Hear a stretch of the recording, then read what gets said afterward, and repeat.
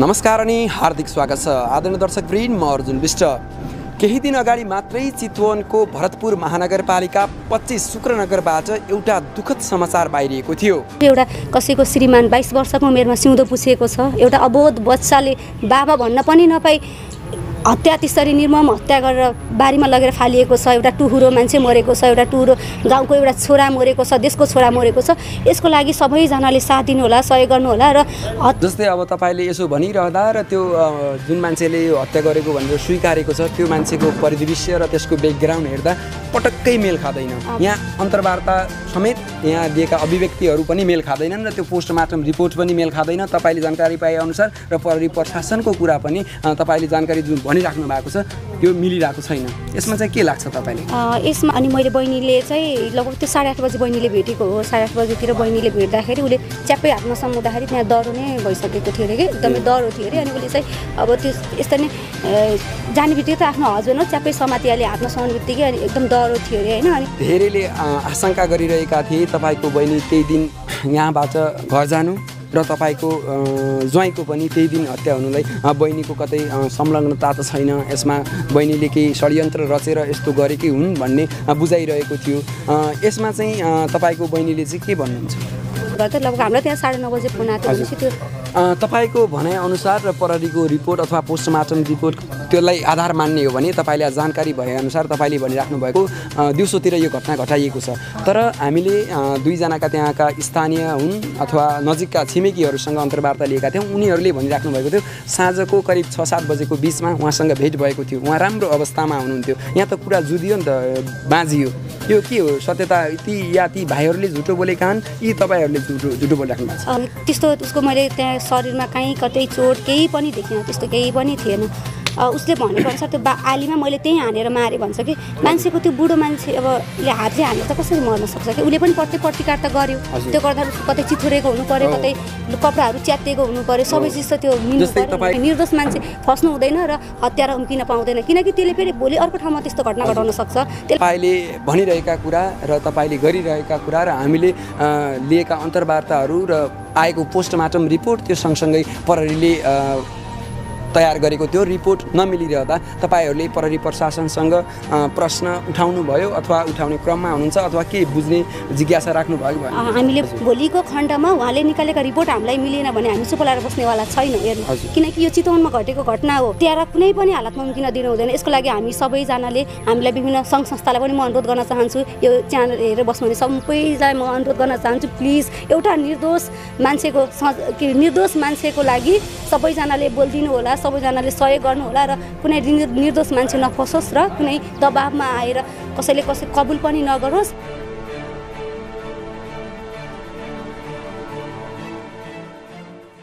नमस्कार अनि हार्दिक स्वागत छ आदरणीय दर्शकवृन्द, म अर्जुन विष्ट। केही दिन अगाडि मात्रै चितवनको भरतपुर महानगरपालिका 25 शुक्रनगरबाट एउटा दुःखद समाचार बाहिरिएको थियो। त्यहाँ शुक्रनगर स्थित एउटा बारीको पाटामा सञ्जय खनालको हत्या गरेको अवस्थामा लास भेटिएको थियो। यो घटना सम्भवतः धेरैले देखिसक्नु भएको छ। यसबारेमा हामीले केही फलोअप भिडियोहरू पनि प्रस्तुत गरिरहेका छौँ।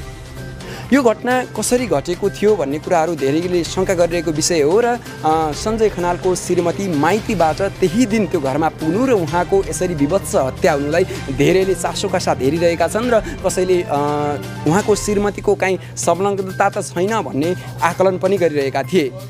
तर यतिखेर सञ्जय खनालको सासू यानि कि सञ्जय खनालको श्रीमतीको दिदी हामीसँग कुराकानीको लागि हुनुहुन्छ। यहाँबाट उहाँको बहिनी कतिखेर जानुभएको थियो आफ्नो घर र यो घटना कसरी घट्यो र उहाँ सँगसँगै सञ्जय खनालको श्रीमतीसँग हिरासतमा भनौँ अथवा सोधपुछको लागि प्रहरी प्रशासनमा पनि 3-4 दिनसँगै बस्नु भएको थियो। खास यथार्थ के हो, कसरी यो घटना घट्न पुगेको रहेछ, यसको बारेमा उहाँको बहिनीले के भन्नुहुन्छ त्यो कुरा म सोध्ने कोसिस गर्नेछु। दिदी, हजुरलाई स्वागत छ।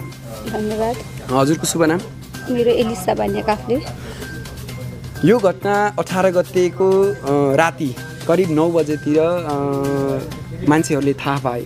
हजुरले कति बेला थाहा पाउनु भएको? मैले त्यही 9:30 देखि 9:45 त्यो टाइममा चाहिँ ठ्याक्कै मलाई फोन आयो त्यताबाट हजुर अनि बहिनीको छिमेकीको मोबाइलबाट लगाइदिएर बहिनीले कुरा गर्यो दिदी उसले फोन गर्ने बित्तिकै के भन्यो भने त एकदमै आत्तियो कि दिदी ज्वाइँलाई के भयो नाकबाट मुखबाट रगत आएको छ छिटो आइजाऊ न भने ऊ त्यति मात्र बोल्यो अरू बोल्न सकेन अनि मैले फोन अरू बोलेँ अनि ल छिटो तपाईँहरू एम्बुलेन्स बोलाउँदै गर्नुहोस् हामी यहाँबाट हिँडिहाल्यौँ भनेर म खाना खाँदै थिएँ अनि हामी यहाँबाट गयौँ 4 जना गएको थियौँ हामी यहाँबाट जाँदाखेरि हामी त्यसरी पुग्यौँ हामी त्यहाँ अलिकति यता हेरिदिनुहोस् न काम पऱ्यो तपाईँको फेसमा अलि अझै यता हेरिदिनुहोस् ठिक छ नि सर ठिक छ जस्तै अब धेरैले आशंका गरिरहेका थिए तपाईँको बहिनी त्यही दिन यहाँबाट घर जानु र तपाईँको ज्वाइँको पनि त्यही दिन हत्या हुनुलाई बहिनीको कतै संलग्नता त छैन यसमा बहिनीले केही षड्यन्त्र रचेर यस्तो गरेकै हुन् भन्ने बुझाइरहेको थियो यसमा चाहिँ तपाईँको बहिनीले चाहिँ के भन्नुहुन्छ यसमा त बहिनीको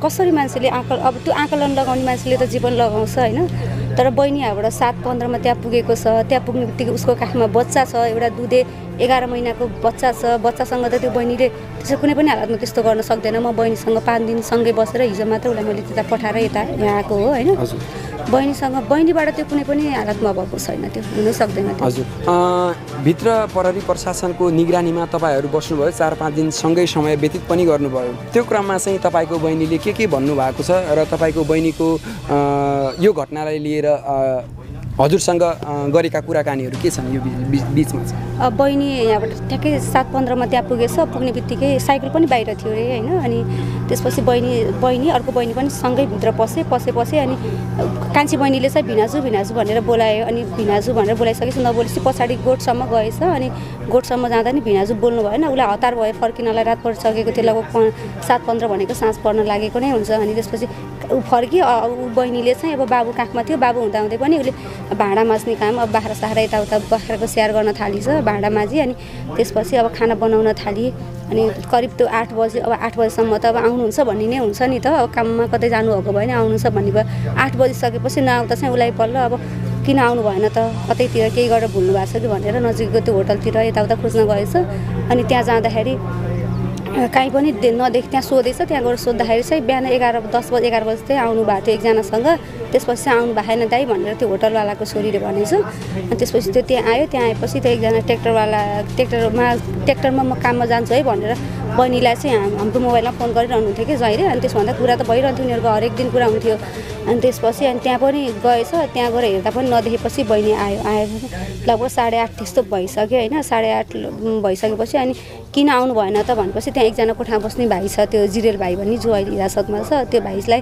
के अरे बाबु हेर्नु न दाइ आउनु भएन दाइलाई फोन हान्नु न भनेर भने बहिनीसँग मोबाइल थिएन अनि त्यसपछि त्यो भाइले फोन हान्दाखेरि मोबाइल त्यही कोठामै रहेछ कि टेबलमा अनि भाउजू मोबाइल यहीँ छ नि त भनेर त्यो भाइले भन्यो अनि त्यसपछि अनि कहाँ जानुभएको छ दाइ किन आउनु भएन त्यति बेलासम्म कि त बारीतिर कतै त्यता बोरिङ खनेको ठाउँमा हुनुहुन्छ कि जाम न बाबु म एक्लै जान डर लाग्छ अब रात परिसक्यो नि त अनि त्यसपछि अनि बहिनी र त्यो भाइबाट अनि पछाडि हेर्न जाँदाखेरि करिब घरभन्दा 50 मिटर पछाडि बहिनी अघि भयो त्यो भाइ अलि पछि भयो अनि बहिनीले लाइट बालेर यसरी नै टर्च लाइट बालेर अब रातिमा साँपजी पनि त हुन्छ नि त त्यसरी लाइट बालेर हेर्दै जाँदा बहिनीले ठ्याक्कै देखेछ त्यो अवस्थामा अनि जस्तै यो त भयो त्यो घटना घटेको दिनको कुरा त्यसपछि यो घटना घटिसकेपछि तपाईँले भन्नु भएन बहिनी यो घटनामा चाहिँ कसको संलग्नता हुनसक्छ अथवा यो घटना चाहिँ के भएको आधारले चाहिँ घटेको हुनसक्छ अथवा उहाँको कुनैसँग त्यस्तो रिसिभी कसैसँग डाहा कसैसँग झैझगडा हुने केही बिचमा त्यस्तो थियो कि अथवा केही बुझ्ने कोसिस गर्नु भएन मैले सोधेँ बहिनीसँग ज्वाइँको अरू साथीहरूसँग कस्तो छ सम्बन्ध भनेको आजसम्म त्यहाँ कसैसँग झगडा भएको त्यस्तो अहिलेसम्म रेकर्डै छैन ऊ त्यस्तो खाले मान्छे हो कि कसैसँग झगडै नगर्ने अहिलेसम्म कसैसँग कुनै साथीभाइसँग मनमुटाप यताउता त्यस्तो भएको थाहै छैन अरे बहिनीलाई हजुर यो केसमा तपाईँ प्रत्यक्ष 4-5 दिन त्यहाँ प्रहरी प्रशासनको नजिक भएर बसेर आउनु भएको छ र सँगै आफ्नो बहिनीसँग पनि तपाईँले सँगै बसेर आउनु भएको छ धेरै कुराहरू प्रहरी प्रशासनले पनि तपाईँलाई जानकारी दिए होला नि यो घटना कसरी घटेको छ यसमा चाहिँ के भइएको छ भन्ने कुरा यो घटना चाहिँ कति बजीतिर घटाइएको जस्तो लाग्छ मान्छेहरूले रातको 9 बजेर 10 बजेको बिचमा 9 बजेर 9:30 बजेको बिचमा यो उहाँले लास भेट्नुभयो करिब मलाई त्यस्तै लाग्छ जहाँसम्म हामीले जानकारी पाए अनुसार प्रहरी प्रशासनबाट बुझ्दा पोस्टमार्टम रिपोर्टको त्यो रिपोर्ट हेर्दा चाहिँ कति बजेतिर यो घटना घटाइएको थियो भन्ने प्रहरी प्रशासनको अनुसार चाहिँ करिब त्यो दिउँसोतिर दिउँसोतिरको 2-3 अब त्यो 12 बजेदेखि 2-3 बजेको बिचको भन्ने आएको छ त्यो होइन। अनि मैले बहिनीले चाहिँ लगभग त्यो 8:30 बजे बहिनीले भेटेको हो। 8:30 बजेतिर बहिनीले भेट्दाखेरि उसले च्याप्पै हातमा समाउँदाखेरि त्यहाँ डह्रो नै भइसकेको थियो अरे कि एकदमै डह्रो थियो अरे। अनि उसले चाहिँ अब त्यो यस्तो नै जाने बित्तिकै त आफ्नो हस्बेन्ड हो च्याप्पै समातिहाल्यो हातमा समाउने बित्तिकै अनि एकदम डह्रो थियो अरे होइन। अनि त्यो त त्यही रुन थालिछ। अनि त्यो भाइले भाउजू के भयो भन्दाखेरि दाइलाई हेर्नु न भनेछ। अनि त्यसपछि तिनीहरूले फोन गर्ने यताउता गर्दै लगभग हामीलाई त्यहाँ 9:30 बजे फोन आएको थियो भनेपछि त्यो तपाईँको भनाइअनुसार प्रहरीको रिपोर्ट अथवा पोस्टमार्टम रिपोर्टको अथवा त्यसलाई आधार मान्ने हो भने तपाईँले जानकारी भएअनुसार तपाईँले भनिराख्नु भएको छ दिउँसोतिर यो घटना घटाइएको छ। तर हामीले दुईजनाका त्यहाँका स्थानीय हुन् अथवा नजिकका छिमेकीहरूसँग अन्तर्वार्ता लिएका थियौँ। उनीहरूले भनिराख्नु भएको थियो साँझको करिब 6-7 बजेको बिचमा उहाँसँग भेट भएको थियो। उहाँ राम्रो अवस्थामा हुनुहुन्थ्यो। यहाँ त कुरा जुदियो नि त बाँझियो। यो के हो सत्यता ती भाइहरूले झुटो बोलेका हुन् यी तपाईँहरूले झुटो बोलिराख्नु भएको छ? हामीले त अब यो लगभग दिउँसोको घटना भनेर हामीले भनेको घटना होइन। यो के अरे अब प्रहरी प्रशासनले निकालेको उनीहरूको अनुसन्धानले निकालेको घटना हो होइन। त्यसपछि त्यो भाइहरूले 6 बजे देखेको हो भने त्यो भाइहरूले कसरी 6 बजे देखे? अब त्यो कुरामा त मेल खाएन नि त, त्यहाँ विवाद आयो। त्यसपछि त्यो भाइहरूलाई पनि अब किनकि तिनीहरूले किन भने त त्यसमा पनि केही कारण छ नि त। उनीहरूले 6 बजे देखेको छु मैले खुद भनेको छ, मैले हजुरको इन्टरभ्यू हेरिसकेँ होइन। त्यसो भन्दाखेरि कतै त्यो भाइहरूप्रति हामीलाई अलिकति कतै किन कसरी भने त त्यो भाइहरूले कि त कसैले परिचालन गरेर भने कि तिनीहरूलाई कसैले भन्न लगाए कि त्यो पनि हामीमा अहिले डाउट निस्केको छ। प्रहरीको रिपोर्ट सही छैन या ती भाइहरूमाथि केही खोट छ? एकदमै त्यो यो त विवाद भइसक्यो नि त। त्यहाँ नमिलेपछि यो एकदमै सत्य तथ्य तरिकाले छानबिन गर्नैपर्छ यो चाहिँ। हजुर जस्तै यो घटना त अब जे नहुनु थियो त्यो भइसकेको छ। अब तपाईँले आफ्नो ज्वाइँ गुमाउनु भएको छ। तर यो घटना घट्नु अघि तपाईँको ज्वाइँ र बहिनी बिच चाहिँ फोनमा संवादहरू भइराख्ने कुराकानीहरू भइराख्ने पछिल्लो क्रमको सम्बन्ध चाहिँ कस्तो थियो? त्यस्तो सम्बन्ध नराम्रो त्यस्तो केही पनि थिएन, राम्रो थियो सम्बन्ध। बहिनीले अब दिदी बहिनीलाई जति कुरा त कसैलाई पनि थाहा हुँदैन, उसले हरेक कुराहरू सेयर गर्छ, एकदमै धेरै कुरा सेयर गर्छ। उसलाई सबैभन्दा बढी केयर गर्ने मान्छे पनि मै हो उसलाई हरेक कुरामा होइन। अनि त्यसपछि त्यस्तो नराम्रो सम्बन्ध थिएन। कहिलेकाहीँ सामान्य घर झगडा भनेको हरेक श्रीमान श्रीमतीको जसको घरमा पनि हुन्छ। तर त्यस्तो उनीहरूको झगडाले कहिले पनि 1 घन्टादेखि 2 घन्टा कहिले पनि उनीहरूको त्यस्तो बिचमा हुन्थेन क्या। उतिखेर सामान्य विवाद भयो भने उतिखेरै कुरा मिलिहाल्ने होइन।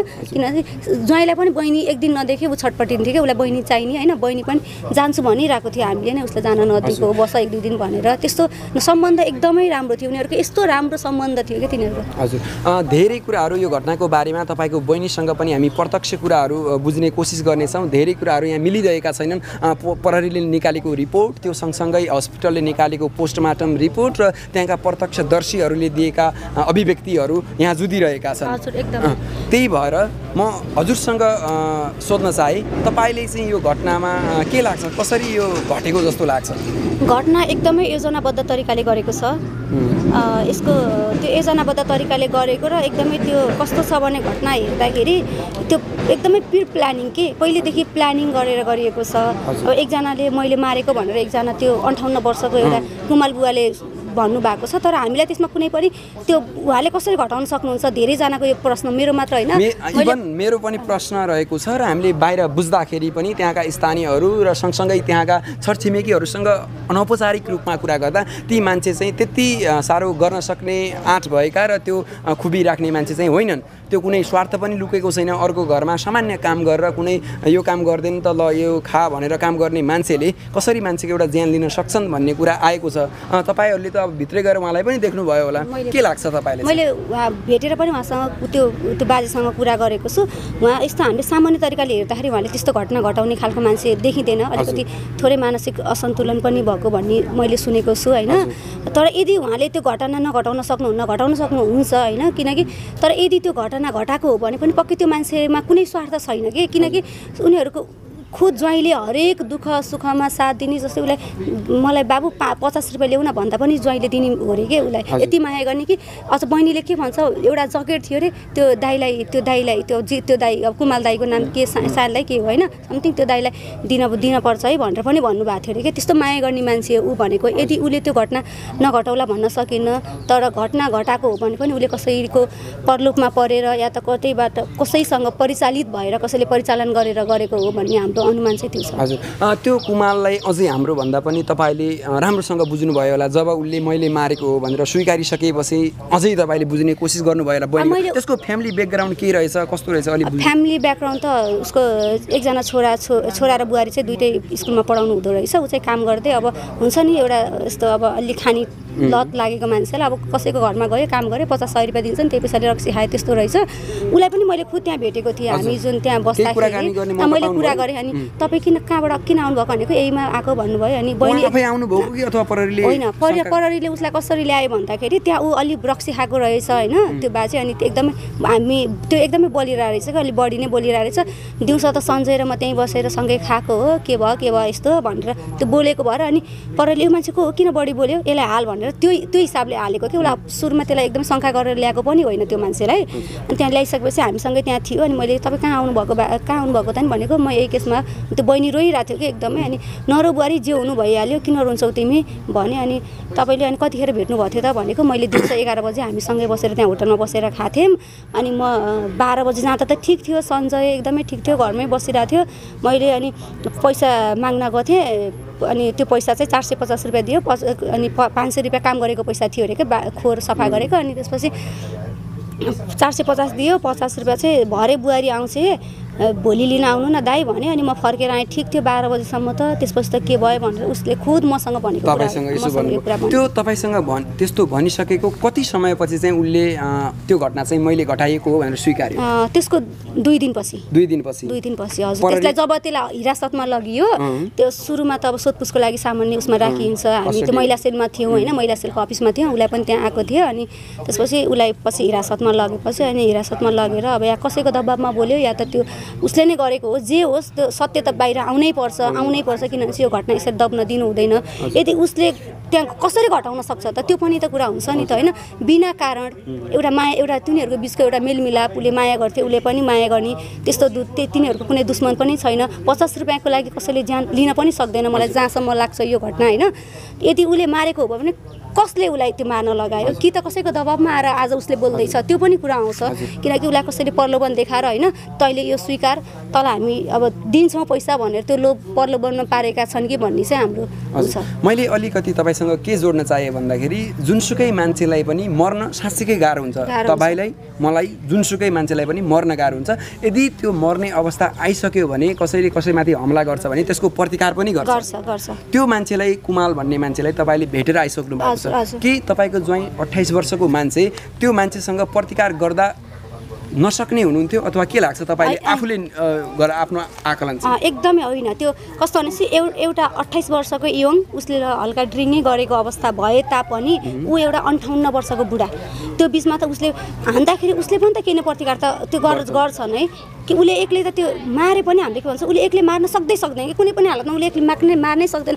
एक त शारीरिक अलि अशक्त जस्तो हेर्दा पनि त्यो जस्तो छ त्यो मान्छे होइन। अनि ज्वाइँ भनेको 27-28 वर्षको यङ केटा हो, उसको जति पावर उसमा त्यति पनि हुँदैन कि त हानेको उसले भनेका कुराहरू त्यहाँ मेल खाएका कति पनि छैन। अनि यो सँगसँगै जस्तै तपाईँको ज्वाइँलाई मारेकै हो भने मानिलिउँ कुमालले नै मारेको एकछिनको लागि होइन, जस्तै तपाईँको ज्वाइँलाई मार्ने बेला सट्ट पछाडिबाट आएर टाउकोमा त हिर्काइएको छैन, त्यो लासको परिवृत्ति हेर्दा त्यसमा धेरै ठाउँमा घोपिएको छ, टाउकोमा चोट लागेको छ भन्ने कुराहरू छन्।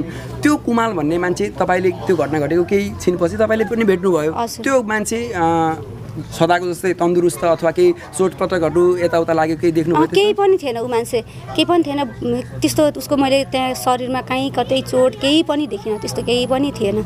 उसले भनेको अनुसार त्यो आलीमा मैले त्यहीँ हानेर मारेँ भन्छ कि। मान्छेको त्यो बुढो मान्छे अब हातले हानेर त कसरी मर्न सक्छ कि? उसले पनि प्रतिकार त गर्यो, त्यो गर्दा उसको कतै चिथोरेको हुनु पर्यो, कतै कपडाहरू च्यातिएको हुनु पर्यो, सबै चिज त त्यो मिल्नु पर्यो। जस्तै तपाईँको ज्वाइँको शरीरको छालाहरू पनि निक्लिएको छ, त्यो कसरी निक्लियो पनि यावत प्रश्नहरू उब्जिने गर्छन्। अनि यस्तो त्यो हेर्दाखेरि लासको प्रकृति हेर्दा कस्तो भनेपछि एकदमै हामीले चाहिँ त्यो तातो पानीले खन्याएर त्यो वान साइड नै त्यो जलेको हो भन्ने हामीले भनेका थियौँ होइन। अनि त्यसलाई गर्दा गर्दा त्यसले के भनेको छ भने 12 बजे नै मैले मारेर घाममा राखिदिएपछि त्यो सुकेर घामले सुकेर त त्यस्तो हुँदैन किनभने चाहिँ उसले घिसारेर लगेको हो भने तापनि त्यो देखिदैन घिसारेको हजुरको त्यो शरीरमा कहीँ कतै केही दाग छैन हेर्नु दुईटा खुट्टामा चप्पल छ प्यान्ट छ ऊ ज्वाइँले प्रायः जस्तो प्यान्ट घरमा बस्दा कहिले पनि लगाउनु हुँदैन के म 10 दिन अगाडि म गएर आएको खुद होइन अनि बहिनीलाई पनि मैले सोधेँ ज्वाइँले प्रायः जस्तो हाफ कटहरू हाफ प्यान्टहरू नै लगाएर बस्नुहुन्छ लगाउँदाखेरि नयाँ टी सर्ट लगाइएको छ टी सर्ट एकदमै न्यू नै छ होइन अनि पक्कै पनि बाहिर कतै गएर आएको हो कि टाढै भन्ने चाहिँ कि अब त्यो ड्रेसअप अनि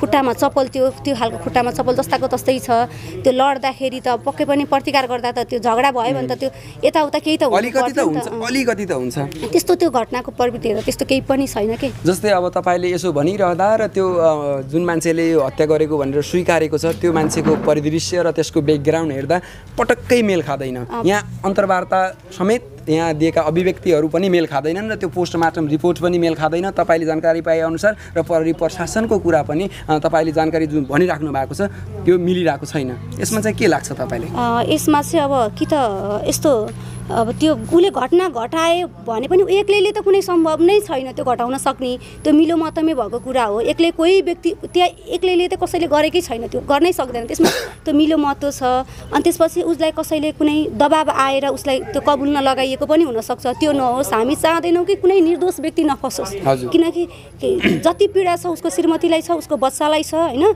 आज एउटा देशको एउटा छोरो मरेको छ भोलि त्यस्ता अरू छोरा पनि मर्न सक्छन् त्यस्ता श्रीमान मर्न सक्छन् त्यस्ता बाउ मर्न सक्छन् होइन तर निर्दोष मान्छे नफसोस् हाम्रो त्यही नै हो माग एकदमै निर्दोष मान्छे फस्नु हुँदैन र हत्यारा उम्किन पाउँदैन किनकि त्यसले फेरि भोलि अर्को ठाउँमा त्यस्तो घटना घटाउन सक्छ त्यसलाई त्यो घटना घटाउनलाई प्रेरणा मिल्न सक्छ त्यसैले यो कुनै पनि दबाब नआओस् कि त्यो घटनालाई एकदम सत्य तथ्य छानबिन होस् हाम्रो यही नै माग छ अन्तिममा रहेको छु म यो भिडियोको र अन्तिममा मैले जोड्न चाहे तपाईले भनिरहेका कुरा र तपाईले गरिरहेका कुरा र हामीले लिएका अन्तर्वार्ताहरू र आएको पोस्टमार्टम रिपोर्ट त्यो सँगसँगै प्रहरीले तयार गरेको त्यो रिपोर्ट नमिलिरहँदा तपाईहरूले प्रहरी प्रशासनसँग प्रश्न उठाउनु भयो अथवा उठाउने क्रममा हुनुहुन्छ अथवा के बुझ्ने जिज्ञासा राख्नु भयो भने हामीले के त्यहाँ हामीले प्रशासनसँग कुरा गरिरहेको छौँ यो अवस्थामा भनेको हामीले एकदमै आँखा चिम्लेर प्रहरी प्रशासनलाई सहयोग गर्ने र उहाँहरूलाई विश्वास गर्ने हो भोलिको खण्डमा उहाँले निकालेका रिपोर्ट हामीलाई मिलेन भने हामी चुप लाएर बस्नेवाला छैनौँ हेर्नु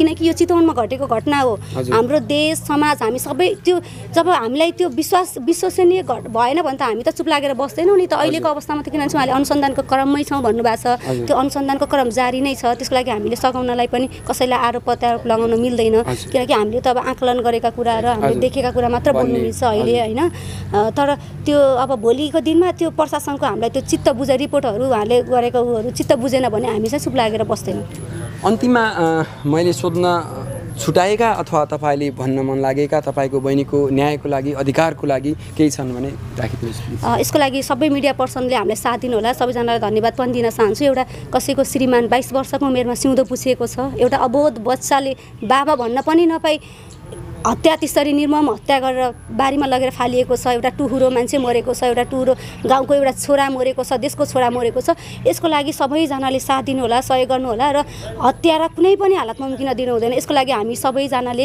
हामीलाई विभिन्न सङ्घ संस्थालाई पनि म अनुरोध गर्न चाहन्छु यो च्यानल हेरेर बस्नुहुने सबैलाई म अनुरोध गर्न चाहन्छु प्लिज एउटा निर्दोष मान्छेको लागि सबैजनाले बोलिदिनु होला सबैजनाले सहयोग गर्नु होला र कुनै निर्दोष मान्छे नफसोस् र कुनै दबाबमा कसैले कबुल पनि नगरोस् अनि कोही नफसोस् र दोषीलाई कारबाही हुनुपर्छ र दोषीलाई फाँसीको कारबाही हुनुपर्छ जोसुकै दोषी होस् भोलि मेरो बहिनी दोषी ठहरियो भने पनि मैले बहिनीलाई 20 वर्षको ठाउँमा 20 वर्ष नै मैले उसलाई जेलमा राख्छु त्यो हामी कबुल गर्छौँ त्यो ठाउँमा जो पनि हुनसक्छ कुनै आफ्नो फ्यामिली पनि हुनसक्छ नजिकको मान्छे हुनसक्छ कोही आफन्तकोता हुनसक्छ तर सत्य तथ्य बाहिर जसरी पनि आउनुपर्छ यसको लागि हामी चुप लागेर बस्न सक्दैनौँ धन्यवाद